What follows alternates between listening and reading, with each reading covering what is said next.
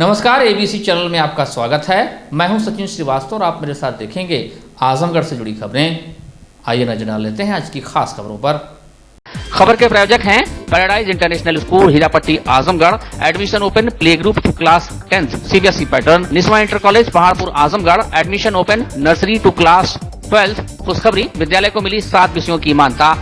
Life style furniture Belnadi Azamgarh. सभी प्रकार के फर्नीचर एवं इलेक्ट्रॉनिक सामानों की भरपूर रेंज उपलब्ध।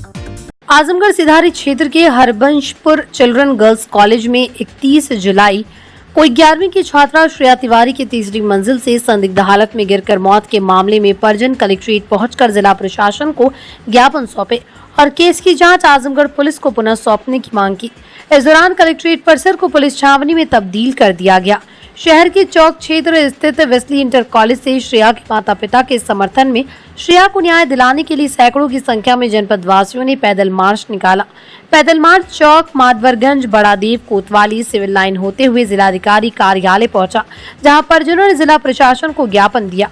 कलेक्ट्रेट पहुंचे श्रेया तिवारी के पिता ऋतुराज तिवारी ने बताया कि उनको समझ ही नहीं आया कि अचानक से ये जांच मऊ में ट्रांसफर हो गई और एक दिन में रिपोर्ट लगा दी गई, जबकि आजमगढ़ में यहां की पुलिस अच्छी जांच कर रही है। इसलिए आजमगढ़ पुलिस का जो भी साक्ष्य संकलन था उसके आधार पर कार्रवाई हो, अभियुक्तों को दोबारा गिरफ्तार किया जाए। ये भी कहा कि वो मुख्यमंत्री से मिलेंगे और मामले में हाईकोर्ट तक जाएंगे। वहीं श्रेया तिवारी की मां नीतू तिवारी ने मऊ सीओ सिटी की विवेचना पर सवाल खड़े किए। कहा कि उन्होंने पहले से तय कर लिया था कि क्या लिखना है, जो बोली वो नहीं लिखा गया। नीतू तिवारी ने विपक्षियों के बाहुबली होने की बात कहकर परिवार की सुरक्षा की मांग की। कि जो भी जांच हो रही थी हमारे आजमगढ़ प्रशासन के द्वारा, एसपी साहब के द्वारा फिर से वापस की जाए उन्हीं के हाथ में, ताकि वो हमारी फिर से जांच करें। क्या एक दिन में क्या कर दिए ये लोग जाके पुलिस प्रशासन ने, मऊ के प्रशासन ने, कि एक दिन में सब कुछ बदल के जो है उनको एफआईआर पकड़ा जाता है कि इनका कोई जो है दोस्त नहीं है और उनको छोड़ दिया जाता है। इसलिए हम चाहते हैं कि जो भी सबूत एसपी साहब ने इकट्ठा किया था वो सब सबूत के आधार पे फिर से वो जांच मेरा करें। अच्छा, इस पूरे मामले में डीआईजी पे भी आरोप लग रहे हैं कि डीआईजी ने अचानक जांच को ट्रांसफर कैसे कर दिया और मऊ जनपद के एसएसपी ने धनंजय मिश्रा को दे दिया, बल्कि ये मिश्रा वाला खेल नहीं समझ में आ रहा है इस पूरे मामले में। सर, ये लोग बाहुबली हैं, ये लोग डीआईजी, आईजी किसी को भी कुछ भी कर सकते हैं। हम लोग एक गरीब आम आदमी हैं। हम लोग इसीलिए चाहते हैं, जहाँ पे ईमानदार और कर्मठ एसपी साहब के ऊपर बहुत भरोसा था हमको, इसलिए हम फिर चाहते हैं कि वही हमारा जांच करें, ताकि जो है फिर से हमको जो है न्याय मिल सके और वो लोग फिर से गिरफ्तार हों। आप चाहते हैं पूरे मामले में फिर से जी, और जो भी सबूत के द्वारा उन्होंने गिरफ्तार किया था वो सबूत को हमको मिले कि हाँ, इस सबूत के आधार पे हम किए थे। ठीक है, इधर करिए। हमें इतना टार्चर कर रहे हैं कि वो अपनी इस हद तक गुजर जाती है कि वो हत्या कर ले। कार्रवाई हो, लेकिन अगला कदम क्या होगा? कानूनी रूप से आप हाईकोर्ट? अगला कदम सर, हम पहले माननीय मुख्यमंत्री साहब के यहाँ जाएंगे, ताकि उनसे बड़ा कोई नहीं है, हमारी सरकार है और सब कुछ हमारे वही हैं। वहाँ भी जाएंगे और हम उच्च न्यायालय भी जाएंगे। कहती हूँ, मैं ही हूँ, मैं शादीशुदा महिला हूँ, मैं किसी से बात करती हूँ। ये कानून को अधिकार कौन देता है कि मैं किससे बात करूँ, किससे न करूँ? ये मेरी निजी लाइफ है, इसमें कानून नहीं हाथ दे सकता है। अच्छा। कानून ही नहीं, कोई भी नहीं दे सकता। अच्छा, एक चीज ये बताइए कि इस पूरे मामले में विवेचना को जब मऊ ट्रांसफर किया गया आईजी के आदेश पे, तो आप लोगों को सूचना थी? कोई पता नहीं था। सिर्फ हमारे घर आए थे, हमसे उन्होंने सवाल किया, मैंने वही चीजें बताई जो मैंने बताई थी। लेकिन मैंने देखा, 1-2 लाइन मैंने देखा कि जो हम बोल रहे थे उसको नहीं लिखा जा रहा, और वो शुरू से जिसने लिखा है, मुझे उनका नाम नहीं पता, लेकिन जो मतलब लिख रहे थे वो गलत लिखते थे। वहाँ भी हम लोग जब एफआईआर दर्ज कराने गए थे तब भी वो गलत लिख रहे थे। फिर इसीलिए हम लोगों ने खुद अपने हाथ से लिखा था। तो फिर मैं तो ये मान ही के चलती हूँ कि उन्होंने ये मान ही लिया था कि मेरी लड़की सुसाइड ही की है, लेकिन मैं कभी नहीं मान सकती। मैं आज भी कहूँगी, मेरी बच्ची को पहले मारा गया, पीटा गया, उसके बाद उसे छत से उठा के फेंक दिया गया है। मेरी बच्ची सुसाइड नहीं की है। अच्छा, इस मामले में एक बात और बता दीजिए कि आप लोगों ने किसी तरीके की सुरक्षा की मांग की है कि आपकी पुलिस, आपके घर के आसपास कुछ पुलिस देखे गए हैं सिविल ड्रेस में? मैंने मांग नहीं की थी। हाँ। मैंने मांग अभी तक नहीं की है। लेकिन मैं मांग अभी कर रही हूँ। मैं जनता से भी ये चाहती हूँ कि हमारे परिवार, खासकर मेरे हस्बैंड, मेरे बच्चे और मुझ पे हो सकता है कि आगे, क्योंकि इनके पास पैसे भी हैं, बाकी बहुत हथकंडे हैं हमें चुप कराने का। शिक्षा माफियों से हाँ, कि काम क्रिया में व्यस्त हो गए तो लोगों ने ये अफवाह उड़ा दिया लेकिन ऐसा कुछ नहीं है। हमें ही नहीं, मेरे हस्बैंड को भी खरीदने की उनकी औकात नहीं है। ठीक है, वो बहुत बड़े बाहुबली होंगे, लेकिन उनकी हैसियत इतनी नहीं है। वो सिर्फ सिस्टम को खरीद सकते, वो भी आजमगढ़ के सिस्टम को खरीद तो नहीं पाए, लेकिन उन्होंने बदली करा दिया। तो ठीक है, आगे फिर हम मांग करते हैं कि हमें यही चाहिए कि उन तक फिर पहुंचे सब कुछ, और वो फिर से जब जांच करेंगे तब हम देखते हैं क्या होता है आगे। ये लड़ाई कब तक जारी रहेगी? ये लड़ाई मेरी आखिरी सांस तक जारी रहेगी। अगला कदम क्या होगा? High court? हाँ, जाएंगे, हमें जाना है। नहीं, मंत्री के पास भी जाएंगे, क्योंकि वो इस जो जनता है भारत की, जो यूपी की जनता है, उनके लिए वो बच्चे ही हैं। कहीं कहीं सरकार भी तो दोषी है जी। सरकार दोषी है कि नहीं है ये मैं अभी नहीं जानती, लेकिन मैं ये मानती हूँ तरीके से खेल हुआ है ऊपर से। सर ये बड़े स्तर से हुआ है, ये मुझे मालूम है, लेकिन हम अपनी बात को कहेंगे। हमारी बात पता नहीं वहाँ तक पहुँची, क्योंकि सिक्के के दो पहलू होते हैं।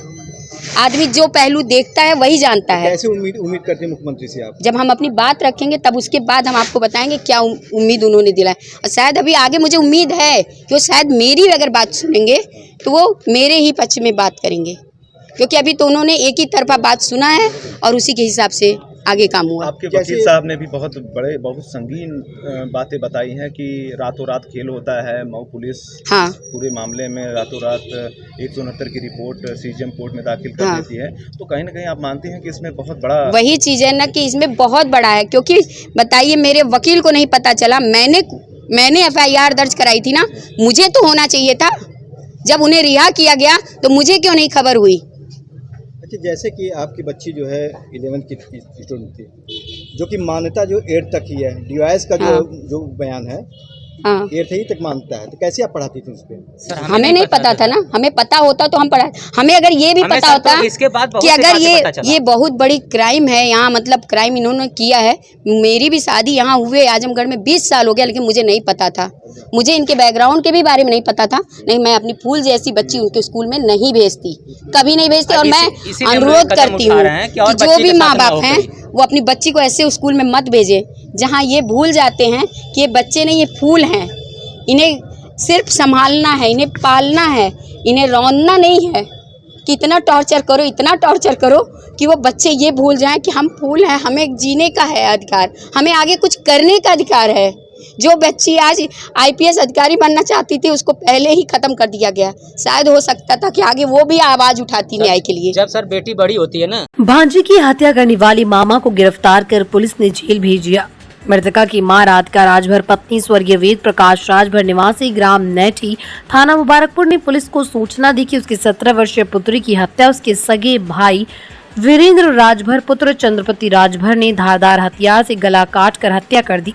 पुलिस ने धारा 302 के तहत मुकदमा दर्ज कर दिया। इसके बाद प्रभारी निरीक्षक मुबारकपुर राजेश कुमार ने वांछित अभियुक्त 31 वर्षीय वीरेंद्र राजभर को गुजरपाड़ शिव मंदिर के पास नदी के किनारे से आला कत्ल चाकू के साथ गिरफ्तार कर लिया।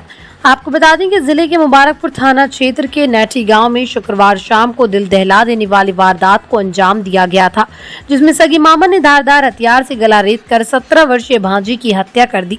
SP सिटी शैलेंद्र लाल ने बताया कि भांजी अपने मामा के दुश्मन पड़ोसी के लड़के से शादी करना चाहती थी, जिसका मामा ने विरोध किया। भांजी को बहुत समझाया लेकिन वो मानने को तैयार नहीं थी। इसके बाद आवेश में आकर मामा ने धारदार हथियार से गला रेत कर भांजी की हत्या कर दी। में मामा वीरेंद्र राजभर ने अपनी भांजी जो 17 साल की है उसकी गला काट के हत्या कर दी। मामा अजमतगढ़ का रहने वाला है, वह इसके पड़ोसी से वहाँ झगड़ा चलता है। इसकी भांजी उन्हीं के लड़के से शादी करने की जिद कर रही थी, जिसको लेके मामा नाराज़ था और उसको समझाने का प्रयास कर रहा था। वो लड़की नहीं मानी और इसी चीज़ को लेकर मामा ने लड़की की हत्या कर दी। इससे पूर्व भी पड़ोसी का लड़का लड़की को भगा कर ले गया था, जिसमें जीएनपुर में मुकदमा अपराध संख्या 464/23 धारा 363, 366 का कायम था। वह इसके विरुद्ध चार्जशीट भेजी गई थी। मामा की गिरफ्तारी कर ली गई है। आला कत्ल चाकू बरामद कर लिया गया है। शीघ्र ही मामा को रिमांड हेतु प्रस्तुत किया जाएगा। वह शीघ्र ही 10 दिवस के भीतर इसकी चार्जशीट न्यायालय प्रेषित की जाएगी। आजमगढ़ शहर कोतवाली के बलरामपुर पुलिस चौकी अंतर्गत सुलीमपुर ग्राम सभा स्थित प्राथमिक विद्यालय में शनिवार सुबह स्कूल खुलने के समय जब शिक्षक पहुंचे तो ताला टूटा देख सन्न रह गए। मौके पर पहुंची पुलिस जांच पड़ताल कर वापस लौट गई। आजमगढ़ में इस समय चोरों की खूब चांदी कट रही है। आए दिन की चोरी की घटनाओं को लेकर लोगों में दहशत है। इसी आजमगढ़ शहर कोतवाली अंतर्गत और पलैनी शिक्षा क्षेत्र के प्राथमिक विद्यालय सुलेमपुर में शनिवार सुबह जब शिक्षक व बच्चे तय समय में पहुंचे तब देखा कि मुख्य गेट का ताला टूटा हुआ था। इसके बाद आनंद फानन में सभी लोग अंदर अन्य कक्षों और सामान की जांच की तो सभी सही सलामत मिले। हालांकि इससे यह आशंका जताई जा रही थी कि किसी की आहट पाकर अराजक तत्व नुकसान नहीं कर पाए और भाग निकले। प्रभारी प्रधानाध्यापिका आभा राय ने घटना की सूचना पुलिस को दी। मौके पर डाल 112 पुलिस पहुंची और जांच पड़ताल कर वापस लौट गई। प्रभारी प्रधानाध्यापिका ने बताया कि इससे पहले भी इस विद्यालय में चोरी हो चुकी है। विद्यालय परिसर में किचन में गैस सिलेंडर और मिड डे मील का बर्तन रखा है। इसके अलावा ऑफिस के दस्तावेज है। सभी कक्ष में पंखे हैं, फर्नीचर है, जिससे उनकी सुरक्षा को लेकर सभी चिंतित हैं। आगे ऐसी घटना न हो इसके लिए पुलिस को और बेसिक शिक्षा विभाग के अधिकारियों को लेकर सूचना दी गई। हम विद्यालय पे आए हैं तो विद्यालय का ताला जो है वो ऐंठ के तोड़ा गया था, चाहे जिस तरह से भी कुछ अज्ञात लोगों ने जो है वो विद्यालय का ताला तोड़ दिया था। क्या नियत लग सकती है इसमें, क्यों तोड़ा गया होगा? विद्यालय में तमाम चीजें हैं, कमरे में पंखे लगे हुए हैं, सिलेंडर है, गैस है और खाना बनाने के बड़े बड़े बर्तन हैं, विद्यालय के दस्तावेज भी हैं, तो जो है वो चोरी के उद्देश्य से ही ताला तोड़ा गया होगा। अच्छा, तो इसमें आपने सूचना दी, पुलिस कार्रवाई की है? हाँ, हमने तुरंत जो है वो 112 नंबर पे डायल किया और उसके बाद जो है वो मौके पे लोग आए और उन्होंने जांच की और मदद का आश्वासन दिया। क्या प्राथमिक विद्यालय का नाम क्या है? प्राथमिक विद्यालय सुलेमपुर, शिक्षा क्षेत्र पलैनी, जनपद आजमगढ़ में। अच्छा, यहाँ पहले भी घटना हो चुकी है चोरी की? हाँ, इसके पहले जो है वो विद्यालय का ताला तोड़ करके चोरी हुई है और उस समय जो है विद्यालय से सिलेंडर, बर्तन और तमाम चीजें चोरी हो चुकी हैं। आजादी का अमृत महोत्सव की समापन अवसर पर आयोजित हो रहे मेरी माटी मेरा देश कार्यक्रम के अंतर्गत भारतीय जनता पार्टी शीर्ष नेतृत्व के निर्देश पर जिला अध्यक्ष ध्रुव कुमार सिंह के नेतृत्व में हर घर तिरंगे के कार्यक्रम के पूर्व हर्रा की चुंगी स्थित चंद्रशेखर आजाद जी की प्रतिमा पर एवं राधोपुर स्थित गांधी जी प्रतिमा पर कार्यकर्तागण के साथ स्थल की स्वच्छता करने के उपरांत प्रतिमा पर माल्यार्पण पढ़कर उनको याद किया गया। साथ ही 13 अगस्त से अपने आवास एवं प्रतिष्ठान पर राष्ट्रीय ध्वज लगाने की जन जन से अपील की गई और बताया गया कि राष्ट्रीय एकता एवं संप्रभुता का प्रतीक हर घर तिरंगा अभियान को उत्सव की तरह पूरे देश में माननीय प्रधानमंत्री नरेंद्र मोदी जी के नेतृत्व में पूरा देश मनाएगा। इस अवसर पर मयंक गुप्ता, जिला कोषाध्यक्ष विवेकानंद सेठ जी, धर्मवीर चौहान, राजन उपाध्याय, मृगांक शेखर सिन्हा, धर्मेंद्र सिंह, दीपक मौर्य, सुनील मिश्र, संतोष चौसन, प्रशांत राय, रमेश गोंड, रवि चौहान, चंदन यादव, अवनीश चतुर्वेदी, योगेंद्र यादव आदि लोग उपस्थित रहे। हमारे जो भारतीय जनता पार्टी है, हमारा राष्ट्रीय नेतृत्व ने फैसला लिया है मेरा माटी मेरा देश कार्यक्रम पूरे जो है देश में चल रहा है। सरकारी लोग भी कर रहे हैं और भारतीय जनता पार्टी के कार्यकर्ताओं द्वारा भी किया जा रहा है। इस कार्यक्रम का आज पहला चरण है कि जितने हमारे महापुरुष हैं पूरे जिले में, जितने महापुरुषों की मूर्तियाँ हैं, उस महापुरुषों की मूर्ति पर हम लोग आज माल्यार्पण कर रहे हैं। उसके तहत आज हम लोग 2 जगह माल्यार्पण किए हैं, विवेकानंद जी की मूर्ति पर और अपने पंडित दीनदयाल जी की मूर्ति पर। इसी प्रकार से पूरे 2200 मंडल में हमारे कार्यकर्ता जहां महापुरुषों की मूर्तियाँ उसमें माल्यार्पण कर रहे हैं। आगे हमारा 13 तारीख को 13, 14, 15 को घर घर झंडा अभियान है, तिरंगा लगेगा हर घरों पर और 1.5 लाख झंडा भारतीय जनता पार्टी कार्यकर्ता लोग घर पर लगाएंगे। इसी के साथ साथ 14 तारीख को विभीषिका दिवस मिलाई जाएगी, जिसका मौन जुलूस जिला कार्यालय से लेकर के हरियर कला भवन तक जाएगा। वहाँ गोष्ठी होगी, वहाँ प्रदर्शनी का अवलोकन होगा और वहाँ पर जो है शहीदों के परिवार जो हैं उनको बुलाया जाएगा, सम्मानित किया जाएगा। ये सब कार्यक्रम जो भारतीय जनता पार्टी का चल रहा है, मेरा माटी मेरा देश, उसी के अंतर्गत ये सारा कार्यक्रम विभीषिका दिवस और ये समाहित है, उसी के अंतर्गत ये माल्यार्पण हुआ है। सब लोग आए, हमारे महामंत्री हैं पवन सिंह मुन्ना हैं, ननकुश जी हैं, विभा बनवाल जी जिला मंत्री, कार्यालय मंत्री राजू शुक्ला, राकेश सिंह जी, सारे लोग हमारे, दिलीप सिंह जी, जगह जगह और हमारे भी कार्यकर्ता कर रहे हैं। आजमगढ़ शहर कोतवाली क्षेत्र में लाल डिग्गी बाईपास बांध पर खड़ी रिक्शा के अचानक से असंतुलित होकर सड़क किनारे खाई की तरफ पलटने से उस पर सवार मां बेटी जख्मी हो गई, जिन्हें लोगों के सहयोग से उठाकर उपचार के लिए भेजा गया। आजमगढ़ शहर में ट्रैफिक व्यवस्था को दुरुस्त करने के लिए कई आधी अधूरी व्यवस्था की गई, जिसमें कोतवाली परिसर के सामने का बाईपास बांध भी है। सकरी रोड के दोनों तरफ गहरी खाई, ऐसे में हादसे का खतरा हमेशा बना रहता है। इसी क्रम में आज शनिवार को दिन में शहर कोतवाली की तरफ से गणेश मंदिर की तरफ जा रही ई रिक्शा गणेश मंदिर की तरफ जाने वाले रोड से पहले ही अज्ञात कारण से असंतुलित होकर खाई की तरफ पलट गई। खाई की तरफ एक पेड़ में ई रिक्शा फंस गया, लेकिन इसके नीचे सवार महिला व उसकी बेटी दब गई। अचानक से हुए हादसे को सामने देख लोग मौके पर भागे और ई रिक्शे को किसी तरह से खड़ा किया और घायलों को उठाकर उपचार के लिए अस्पताल भेजा गया। सुनते हैं चश्मे के लोगों ने क्या कहा।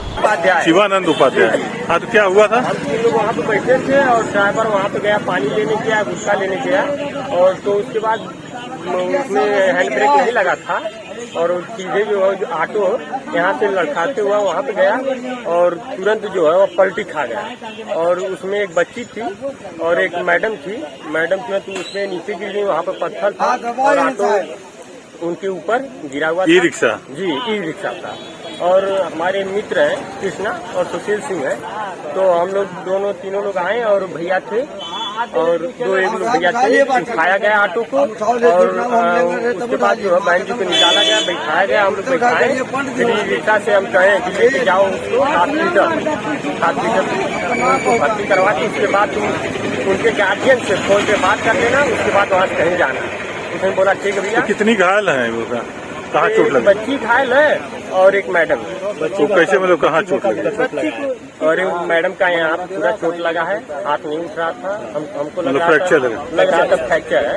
और उसके बाद बच्ची के पैर में थोड़ा सा लगा था, तो उसको भी हम लोग कहेंगे इसको लेके जाओ वहाँ पे ट्रीटमेंट करवाओ। और उनके पिताजी से बात करवाया गया, उनके पिताजी कहे हॉस्पिटल भर्ती करवा दी। गाड़ी ढुक रहा है, आज यहाँ से बेचारी चिल्लाती है भैया भैया भैया भैया, अरे बाबू तब तक गाड़ी चल लिया है नीचे ढलान ढालू में, अब बेचारी तर भाई गाड़ी ऊपर हो गई, तब से दवाई हम वही बैठा खाना का बारिश किया। मोदी सरकार में दलित और मुस्लिम वर्ग निशाने पर है। शायद ही आज किसी थाने में दलित एक्ट के तहत मुकदमा दर्ज हो पा रहा हो। एक बार फिर से दलितों, पिछड़ों, मुसलमानों का उत्पीड़न किया जा रहा है। वहीं कांग्रेस द्वारा बनाए गए कानून जिसमें दलितों की जमीन गैर दलितों द्वारा खरीदे जाने पर रोक थी, उसे योगी सरकार ने खत्म कर दिया। अब कोई भी दलित को डरा धमकाकर उनकी जमीनों को हथिया लेगा। कांग्रेस ही एकमात्र ऐसी पार्टी है जिसमें जय जवाहर जय भीम के सपने को साकार किया जा सकता है। दलित विरोधी केंद्र सरकार की नीतियों का कांग्रेस पुरजोर विरोध करती है। उक्त बातें उत्तर प्रदेश अल्पसंख्यक कांग्रेस के प्रदेश उपाध्यक्ष एवं आजमगढ़ मंडल के प्रभारी अखलाक अहमद ने कांग्रेस कार्यालय पर दलित मुस्लिम जनसंपर्क सप्ताह कार्यक्रम के दौरान शनिवार को पत्रकारों से मुखातिब होते हुए कही। उन्होंने आगे कहा कि आयरन लेडी कही जाने वाली पूर्व प्रधानमंत्री इंदिरा गांधी की सरकार ने दलित परिवारों को गुजर बसर करने के लिए जमीनों के पट्टे देकर दलित समाज का उत्थान किया। वहीं आज भाजपा सरकारों में दलित समाज का उत्पीड़न किया जा रहा है। बाबा साहब पर जातिगत टिप्पणी वाले लेख छापने वाले गीता प्रेस को पुरस्कृत कर दलितों की आत्मा पर चोट किया जा रहा है। वहीं सभी में कानूनों समानता लाने के नाम पर यूनिफॉर्म सिविल कोड के बहाने भविष्य में आरक्षण को भी खत्म करने का रास्ता खोला जा रहा है। दलित और पिछड़ों के साथ केंद्र की मोदी व प्रदेश की योगी सरकार लगातार अन्याय कर रही है और अब तक की उनकी उपलब्धियों को कुचलने का काम कर रही है। ऐसे में प्रदेश उपाध्यक्ष अखलाक अहमद ने बताया कि 1989 में जब दलित और मुस्लिम कांग्रेस को सीधे वोटिंग करते थे तो पूरे देश में भाजपा के पास केवल 2 ही सांसद होते थे। मुस्लिम इस बात को समझते हुए कांग्रेस में लौटने का निर्णय कर चुका है। अब दलित अपने पुराने घर में लौट आती है तो भाजपा सांसद बनाने तक को भी तरस जाएगी। उन्होंने कहा कि कांग्रेस ही एक ऐसी पार्टी है जिसे सभी समुदाय वोट कर सकते हैं। केंद्र की ओछी राजनीति को जनता समझ चुकी है, इसलिए उन्होंने अपील की कि दलित मुस्लिम के साथ सभी समुदाय पुनः कांग्रेस को वोट देकर फिर से जय जवाहर जय भीम के सपने को पूर्ण करें। उत्तर प्रदेश अल्पसंख्यक कांग्रेस के प्रदेश सचिव प्रभारी वाराणसी संदीप कूपर ने कहा कि जय जवाहर जय भीम जय जवाहर को केवल कांग्रेस की नीतियों से साकार किया जा सकता है। आज तक अल्पसंख्यकों के नाम पर केवल राजनीति की गई, जबकि अल्पसंख्यकों का पूर्ण विकास करने काम केवल कांग्रेस सरकार में हुआ। कुछ पार्टियां केवल सामाजिक वैमनस्यता फैलाने का काम करती हैं, जबकि कांग्रेस भारत छोड़ो समाज जोड़ो पर काम करती है। उन्होंने कहा कि दलित मुस्लिम के बीच जनसंपर्क को तेज करते हुए पार्टी को मजबूत करें। इस मौके पर अजीत राय, आजम खान, गोल्डी, जमाल अख्तर, औरंगजेब, आजमी, रंजीत, मिंटू आदि मौजूद रहे। वार्ता असल में हम लोग जो है पूरे प्रदेश स्तर पे जो है जय जवाहर जय भीम के नाम से एक प्रोग्राम कर रहे हैं, जिसमें माइनॉरिटी की विंग के सभी लोग जो है जाके दलित बस्तियों में ये बताने की कोशिश कर रहे हैं कि जो ये संविधान है जिसको बाबा साहब ने और बाबा साहब की कमेटी ने बनाया और पंडित जवाहरलाल नेहरू जी ने जिसको लागू किया इस देश पे, ये संविधान जो है सिर्फ और सिर्फ किसी एक तबके का नहीं है, यानी दलितों का नहीं है, बैकवर्डों का नहीं है, बल्कि पूरे भारतवर्ष के भारतवासियों का है। और अगर कोई इसको बदलने की कोशिश करता है तो पूरे भारत के लोगों के साथ खिलवाड़ कर रहा है। और जो हमने मतलब इस संविधान को लेकर चलने की शपथ ली है, वो संविधान हम किसी तरह बदलने नहीं देंगे। जो लोग भी ऐसा सोच रहे हैं कि हम इसमें कुछ बदल करके कुछ लोगों को दबा लेंगे, कुछ लोगों को उठा लेंगे, ये नहीं हो सकता। ये प्रोग्राम का फ़ायदा ये हुआ है सर जी कि दलितों में कांग्रेस के प्रति लोगों की मतलब वो एक अप्रिसिएशन बढ़ा है। और माइनॉरिटी भी मतलब जो है अभी समझ रही है कि उत्तर प्रदेश में जो है अगर कोई लड़ता हुआ और लोगों के लिए बोलता हुआ दिख रहा है तो वो सिर्फ और सिर्फ कांग्रेस पार्टी है। और जो क्षेत्रीय पार्टियां हैं उनको चाहे जैसे भी भाजपा ने दबा लिया है। दलितों की अभी जो ज़मीन बैनामा कराने का जो वो कानून पास कर दिया है, पहले ये था कि जो है दलितों की ज़मीन बैनामा नहीं किया जाती, तो अब इससे जो है एक तरह से दलितों की ज़मीन पर वही गुंडई का कट्टा उट्टा दिखा के लोग फिर लिखाना शुरू कर देंगे। ये सब चीज़ें जो थी कांग्रेस ने जो दी थी दलितों को, ये सब छीनी जा रही है। और ये सिर्फ दलितों का ही नहीं छीना जा रहा, सारा अधिकार चाहे माइनॉरिटी का हो, चाहे बैकवर्ड का हो, चाहे नौजवानों का हो, चाहे ये किसानों का हो, सबको दबाया जा रहा। तो अब जो है एक तरह से जो है माइनॉरिटी कांग्रेस, हमारी जो कांग्रेस पार्टी की जो माइनॉरिटी विंग है, जिस अभियान के साथ आगे बढ़ रही है कि हम न सिर्फ माइनॉरिटी को जोड़ेंगे बल्कि दलित लोगों को भी अपने साथ लेकर के कांग्रेस में आएंगे और कांग्रेस को फिर से मजबूत करके हम उसी तरह से कांग्रेस पार्टी को मजबूत करेंगे जिसे 1989 से पहले थी। शनिवार को 2 दिवसीय कबड्डी प्रतियोगिता का समापन समारोह GD global school Kartalpur Azamgarh में भव्यतापूर्ण संपन्न हुआ। मुख्य अतिथि अजेंद्र राय, निर्णायक बैडमिंटन वर्ल्ड फेडरेशन विद्यालय के प्रबंधक गौरव अग्रवाल, निदेशिका स्वाति अग्रवाल एवं प्रधानाचार्य मोनिका सारस्वत पांडे ने संयुक्त रूप से दीप प्रज्वलित कर किया। मुख्य अतिथि ने बताया कि कबड्डी आजमगढ़ का प्रचलित खेल है, जिसे न केवल बल और बुद्धि के संयुक्त प्रयास से ही खेला जाता है। जनपद स्तरीय कबड्डी प्रतियोगिता में कुल 23 टीमें प्रतिभाग कर रही है, जिसमें से पहले ही 15 टीमें बाहर हो गई। केवल 2 टीमें ही क्वार्टर फाइनल और सेमीफाइनल में प्रतिभाग कर पाई, जिसमें saint Xavier's school Jainpur, saint Xavier's school Sameda, MP public school Shivri, nursery school Mubarakpur, sacred heart school, आले public school, SKD Vidya Mandir school ने प्रतिभाग किया। Final match GD global school और एमपी पब्लिक स्कूल के मध्य हुआ, जिसमें 20 अंक से करारी मात देते हुए जीडी ग्लोबल स्कूल ने विजय का परचम लहराया।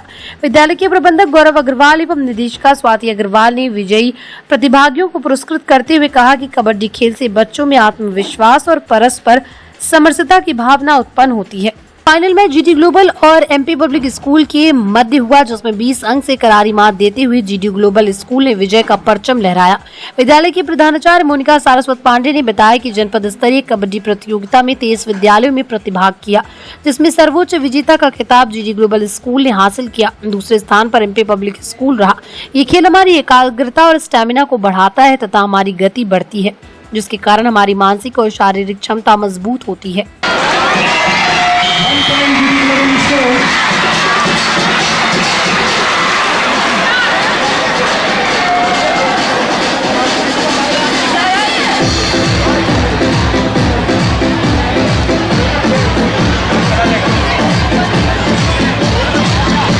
बाल कटवाने के लिए 4 अगस्त को घर से निकला किशोर आज तक घर नहीं लौटा। पुलिस भी अब तक युवक के बारे में कोई जानकारी नहीं जुटा पाई। पिता को अब अनहोनी की आशंका डरा रही है। मामला गंभीरपुर क्षेत्र स्थित अमौड़ा मोहिउद्दीनपुर गांव का है। लापता किशोर के पिता रामरूप यादव ने बताया कि उनका 17 वर्षीय पुत्र लवकुश यादव 12वीं का छात्र है। 4 अगस्त को स्कूल से घर आने के बाद वो बाल कटवाने के लिए कुटला बाजार चला गया। शाम 7 बजे तक वो घर नहीं लौटा तो उसकी सब तरफ तलाश शुरू की। दोस्त, यार, नात, रिश्तेदार भी खोजबीन में लगे रहे, लेकिन उसका कहीं कुछ भी पता नहीं चला। उन्होंने अनहोनी की आशंका जाहिर करते हुए अपने पड़ोसी पर शक जाहिर किया है। मेरा लड़का जो है कि 4 अगस्त से गायब हो गया है। स्कूल से आया पढ़कर और बाल कटाने कोटला बाजार गया और वहाँ से फिर पता नहीं चला। 7 बजे तक मैं देखा, घर नहीं वापस आया। तो मैं फिर खोजा, 4 दिन तक ले नात रिश्तेदारों के यहाँ चक्कर लगाता रहा इधर उधर। उसकी उम्र 17 साल है और वो जो कि 12वीं क्लास में पढ़ता था और जो है कि रानी की सराय चिल्ड्रन स्कूल रानी की सराय साइकिल से आता जाता था। तो बाल कटाने गया और शाम तक ले घर वापस नहीं लौटा। और फिर हम जो है कि इसके बाद 4 दिन के बाद फिर थाने में गए और FIR दर्ज कराए और गुमशुदगी दर्ज कराए। वहाँ से कार्रवाई कोई नहीं हो पाई। तो फिर हम जो है कि 8 तारीख को SP के यहाँ गए और वहाँ जाकर उनसे गुहार लगाया। क्या चाहते आप? कि मेरा लड़का सही सलामत जहाँ कहीं भी हो मेरे घर पर आ जाए। क्या आपको किसी पुरानी दुश्मनी किसी से? जी मेरी दुश्मनी घर के बगल में ही नंदलाल पुत्र देवधारी से थी। खरीदार है कि पड़ोसी? पड़ोसी हैं। आपने FIR दर्ज कराई, गुमशुदगी दर्ज कराई है? FIR दर्ज कराई है। क्या किसी को आपको शंका आरोप है?